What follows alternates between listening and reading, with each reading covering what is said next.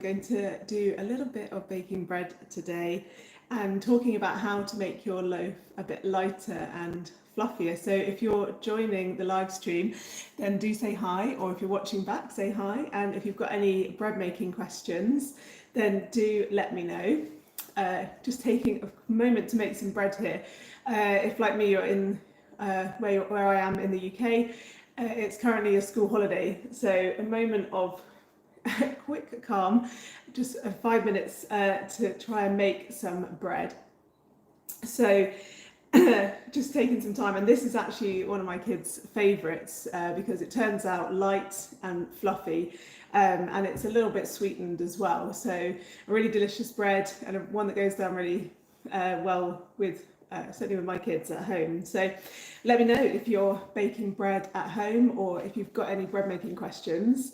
And I know a lot of people do live streams on here, and hopefully I'll be able to answer questions about the bread making. So I've just set up here with some flour and some salt and yeast. I'm making a really basic bread, just some bread flour there, just one with a higher protein content, and I'm just mixing that all together. And the yeast that I'm using is this additional yeast. It's a yeast that can be just put straight into the mix. So it's instant yeast, and it's really simple. You can keep it on the shelf or in the fridge. It doesn't need to be kept. It doesn't have like a short shelf life or anything like that, like fresh yeast. So it can be kept quite a long time. So it's great if you don't bake that often and you want to make a loaf of bread at home. So just add the yeast straight into the flour as an instant yeast and with the salt, and mix them together. So when you're baking bread at home, you might find that your bread turns out like a brick, and let me know if your bread has ever turned out quite a bit unexpected, like not how you're expecting. That can happen for a number of reasons, but one of the most common questions that I get asked is how to make your bread lighter and fluffier. So this is a simple way that I do that at home, and this is just a simple way of changing my bread recipe. And I don't know if you can see, or I don't know if you can see behind me. There it is. On the plaque, I've got flour, water, salt, and yeast. So the really basic ingredients of bread making there, and don't make too many changes to those normally. I just got some seeded rolls out of the freezer, and that was an instant no for my kids. They didn't want the bits. So I'm also making this bread because I'm going to need some bread. So flour, water, salt and yeast, and then going to add in, as well as the water, I'm going to make a quick recipe substitution. And instead of half of the water, I'm going to substitute in some milk. So you can substitute a number of things in for the water in bread. Things to add flavour, like teas. You could put those in, obviously, when they're cooled down. But you could also use things like milk. Now, this doesn't have to be a dairy milk, but if it's a milk with some fats in, then it's one that will add some enrichment. So you could use a non-dairy milk like oat milk, which is quite high in fat, as a substitute as well. But I'm going to substitute half of the water I'd normally use in my recipe for milk today. So it is a substitution. I am using dairy milk, but as I say, you could use a non-dairy alternative. And so this is something you can substitute in, and you can just mix it in as normal. It is quite cold. Now you might think, well, I always get told that you've got to put warm ingredients into bread, and it's got to be in a warm place to rise. Well, that's not actually true. It's not strictly true. And actually, I was just talking about kind of things that are said about bread making that technically you don't have to adhere to. And keeping everything warm, all that does is make the yeast work a bit faster, which can be great if you've got limited time, but really you want to give your dough time to rise. It's better if you just actually extend that process a little bit. And especially if you put your bread or your dough somewhere really warm, actually it runs the risk that the yeast run out of food quite quickly, because the yeast, as they work more and more quickly, they're going to need more and more flour to digest, to creating that gas, and eventually obviously they'll run out of starch. they can't swim around in a bread dough, so they'll run out of starch where they are to digest, they'll run out of their food in there, and the dough will start to deflate. Now I'm just seeing some questions there. Oh yes, someone just saying, Elizabeth, thank you. I'm so sorry that it's come out and almost brick-like. And hi if you're watching as well. Hi Julie. So nice to see you. So yeah, so if you've the organic flour as well. Yeah, absolutely. Your flour type. So we've just had a question there or a comment rather there, that the organic flour might be the issue. So absolutely, when you change flours, that could potentially cause a difference, because all your flours, and actually, truth be told, this is a flour that normally is on sale in the US. It's King Arthur flour. It's a really delicious and wonderful flour to use, great flavour. But I did notice when using it, and that it's not my normal brand of flour to use, that it absorbed a lot more liquid. So always, I'm saying, when you bake bread at home, try to adjust your recipe. And when I'm teaching online classes as well, that's a real key message, that what happens in my kitchen might not necessarily be the same. We're almost definitely not using the same types of flour. And especially if you live in a different country, almost certainly different kinds of flour sourced from different types of wheat, and they will all absorb liquid differently. And that can even be true when the wheat was harvested. So if the wheat was harvested a long time ago, it might have had more time for the grain to dry out, and then it's milled into flour, and it might have slightly less water content, so it might absorb more water when you put your liquid in. Now, obviously, the flour manufacturers try to do as much as possible to balance that, but if you change between brands, you might find that you have to adjust the water content. So do look into that. You want to make a really wet and sticky dough. But today I'm just going to talk a little bit about the enrichment of the dough, making it a bit fluffier. So I'm going to put this milk in. If you're just joining, do let me know if you've got any bread making questions. As mentioned, I'm Rhiannon, if you've not met, and as well as running this YouTube channel, I run online bread making courses that you can access on demand. So I'm just going to pop that milk in. So that was half of the flour, of the weight of liquid I'm going to put in, and I always weigh my liquid. If you do have scales, it is the best way. Right, let me just pop this in. I'm going to concentrate. I don't want to suddenly shoot over the amount that I need. Right, let's see if that's enough. And that water was just water from the tap for me. And again, I've not really put any warmth in it. It's cool water from the tap. So with the heat, going back to that, if you put it somewhere warm, yes, you might run out, the yeast may run out and your dough may collapse, you may run out of food. But when it's cooler, all you need to do is leave it a bit longer to rise. Now, if it is really cold where you are, and you know, your air temperature in your kitchen or wherever you're baking is really cold, then yes, you might want to protect your dough from chills, from being like in a fridge. That will rise really, really slowly. But you know, ambient kind of kitchen temperature, about 16 to 20 degrees centigrade, or about 60 to 70 Fahrenheit. It should be fine to leave it on the side, not in the sun. You don't need lots of heat. And that milk that I just put in was cold from the fridge. So this is going to be a relatively cool dough. Now it has been school holidays here this week, and that means that suddenly the weather's turned and it's been raining and quite grey.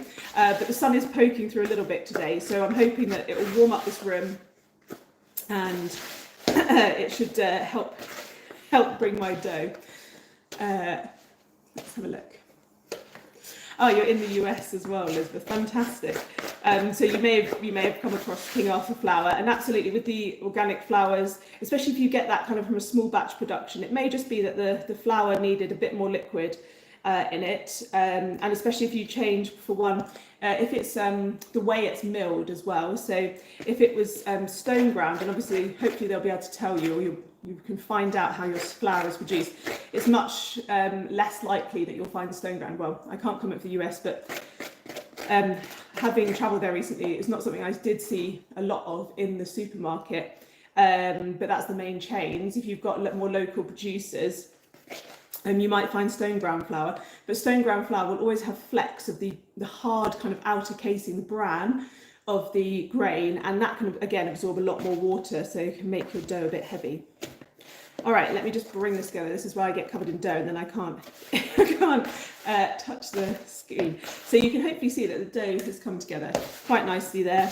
And I've absorbed up all the lip. Now for me, there's a bit of dry flour in there and I'm not kind of getting it very easily into the dough. So for me, that means add a bit more water. I really want that to be wet and sticky. And you can just see here, I'm just going to wet my hand and dribble the water in. Don't flood your dough because it will just kind of float around in it. So let me know, is there a favourite bread that any of you bake at home? This is, as I was saying, I'm making this kind of white flour loaf, mainly for my kids, and we're enriching it a bit. So we've put in the milk, which has fats in it. And as mentioned, I was saying you could do that with a non-dairy alternative as well. So like an oat milk, perhaps, one with a slightly higher fat content, because when you're enriching, you want to have the fat content in, right? Hopefully you can see that all of those dry bits of flour has absorbed, and it is sticky. So you really want your bread dough to be sticky. Don't shy away from the fact that your bread dough needs to be sticky to make sure it doesn't turn out like a brick. All right, so nice sticky bread dough. And then I'm going to enrich it a little bit more, tiny bit more, by putting in some butter. So it's just a small amount. So it's not going to be like a brioche where, for example, if you make a brioche, you might end up putting in a small loaf, like 250 grams, like a whole, well, here in the UK, we get sold that in 250 gram blocks. So plenty of butter. I've just had that sitting out while I was getting the ingredients ready. So it's quite squishy, so I can easily knead it into the bread dough. So another bit of enrichment. So what's going to happen here is that the fats from the milk and the butter help in what we call enrich the bread dough. So the fats will help coat almost the strands in the gluten strands that are forming in your dough. And when your dough bakes, kind of pushes apart those gluten strands on a microscopic layer and makes that kind of lighter, fluffier crumb in the end. All right, so a little bit of butter. And if you're thinking that solid butter is not going to absorb into the bread dough, it really will. Just kind of rub it in. So just backwards and forwards, just a bit of the heat from your hand will help it melt into. So if you're thinking about adding this in, and again, you could use a non-dairy alternative spread. That might be wetter. So you might want to think about putting a bit less in. You might find that that's a bit wetter. All right, so if you're watching, we're just making this enriched bread dough to make a lighter and more fluffy bread. And it's one of the most common questions that I get asked. And just taking a bit of time out whilst it's the school holidays here to do some bread making. We've got a quiet 5 minutes to make this loaf so that we have some more bread. All right, so almost all of that butter has now gone in to the bread dough. So once I've done this, I'll be leaving the dough to rise. So hopefully you can see that. It's making a bit of a mess. And if you ever get a bread scraper, it's probably the most easiest thing. But hopefully you can see that this dough, so you've got some butter there. And it really is going in. Just knead that in. Make sure it's well combined. So yeah, nice sticky dough, and using some enrichment to make this a lighter and fluffier loaf. All right. So it's really, really sticky now. Don't be afraid that your dough is sticking like anything to everything you own, perhaps your hands. If it gets too much, you can just kind of put the bowl over your dough, let it sit, and then your dough will rest. The flour will take some time to absorb the liquid, and you can come back and your dough will likely be a bit more easier to handle. So you can just pop the bowl back over it and leave it to rest, and your dough will come back and be a bit more stretchy because as your flour is absorbing the liquid, then this gluten is forming in your dough, this stretchy elastic band-like protein, and your dough is becoming that nice stretchy elastic dough that you really want, because the yeast, remember, are tiny, they're not actually going to produce that much gas.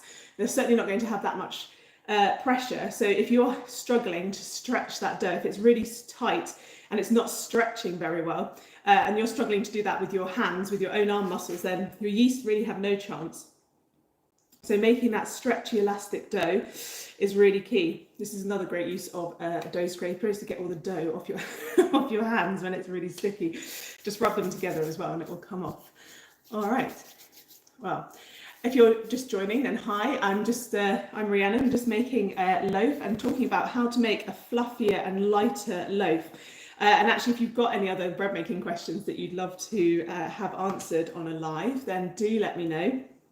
I do enjoy coming on here and chatting and seeing how people are making bread, and let me know what you are baking at home as well. It's always lovely to see what other people are making at home. As I said, I'm just making this simple white loaf, but enriching it a bit with some milk and some butter, and you could use non-dairy alternatives for that as well, to make a kind of softer, fluffier loaf. And it does slightly sweeten it as well. There's those natural sugars as well in the milk as well, if you're using one with that. And it brings out really delicious loaf, so I'll certainly let you know. Right, let me have a look. That's just rested for a tiny bit. So certainly it's much, there we go, it's beautifully soft and stretchy. You want to have a really soft, stretchy dough, and just added that butter in, and it's almost all incorporated now. Just going backwards and forwards, almost incorporated. And be able to leave that to rise. So that is how I would make a dough softer and fluffier. And if you would like to know more about baking bread at home, then do check out the description. I have information there on my Bread Baking 101 course that's available, and it's designed if you'd like to get started baking bread at home. It's got 3 different breads in it as well. So if you're interested in finding out more about baking along with me and making more bread, then do check out the course. The link is there as well in the description of this live. You get on-demand videos, and you can bake along step by step with me, a bit like this, and pause the videos at every point if you need to. You can rewind and rewatch if there's that bit you really didn't, you wanted to watch back. And you also get plenty of recipes as well to download to get the recipes for the breads as well. So plenty to check out there if you're interested. And thank you. If you're interested in finding out a bit more about baking bread, then that is my beginner course there. So you get 9 different videos as well with that, as well as the recipes. And there's plenty more that you can bake along with me there. And if you've got any questions, you can come back and say hi and ask me as well. Elizabeth, you're just saying a bit more liquid. Yes, there we go. And do try, try a couple of things, 1 or 2 things at a time, see what makes the difference. But yeah, definitely try a bit more liquid, Elizabeth, and a bit more butter. All right, so just kneaded up that dough. It's really nice and soft and elastic now. And I'm going to leave it to rise, and then I'll shape it later and shape it into a loaf tin. You can find out more about that. There's plenty of videos on my YouTube channel as well about shaping and baking your bread to get a great crust. It's very tactile as well. I could just sit here and knead the dough the whole time that I'm chatting to you. It's really lovely to to see everyone on here and chat away, and I could be kneading this dough. But that was just a really quick and simple, and that's probably how long I've been on. I have been chatting, probably only taken me about 5 minutes of work while I've been chatting away to you to actually make that dough. So it's a really simple thing to do at home, and if you've got the time, you could do it. You could even do it first thing in the morning, or you could do it late at night and leave it to rise in a much colder place like the fridge, and come back and turn it into bread. So there's so many options when you're making bread, and I haven't even put any flavour in this. It's just the flour, water. There's a bit of sweetness from the butter and the milk. So yeah, if you've been watching along, do let me know if there's any other questions you have about bread making that you'd like answered in another live. We do have that was a great question from Elizabeth about changing flour. That can be a really tricky one, that your flour, you change flour and that can really change the bread dough.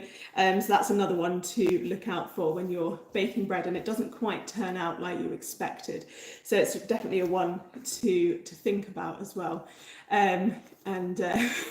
Yes, I can't imagine what time it is. If you're on the other side of the US, it must be the middle of the night. Do check out the other videos, Elizabeth. Thank you so much for tuning in. Let me know how your bread turns out eventually. Let me know, post a comment or come back and say hi. It's always great to see what people bake at home. And yeah, do check out, if you're watching the live, do check out, like I mentioned, there is my beginner's bread baking course, or if you'd like to get into bread baking and you've tried and it turned out like a brick, then my bread baking 101 course is linked in the description of this live. And also you can learn to bake plenty of other breads like ciabatta, sourdough, baguettes, and many other different types of loaves. Brioche, I did mention brioche earlier about enriching with that's like the ultimate enriched loaf. All of those are on my website, thebakehouseclub.com. You can watch them all on demand, so you don't even have to be awake at the same time as me. You can tune in at a time to suit you, and bake bread in the comfort of your own home and have me in your pocket, basically guiding you step by step on how to bake all of those delicious loaves. So I hope that was helpful. It's been wonderful to chat today about learning how to enrich your bread a little to make a lighter, softer and fluffier loaf. So just talked about adding some milk instead of some of the water and some butter, and that makes a really nice light fluffy dough that will rise and make a delicious light and fluffy bread. So there's my final dough. I will be back to discuss some more bread making tips with you very soon. Do let me know, as I say, in the comments if there's any bread making tips you would like to see, and I will sign off for there, and enjoy bread baking at home, and I hope to see you all again very soon. Take care.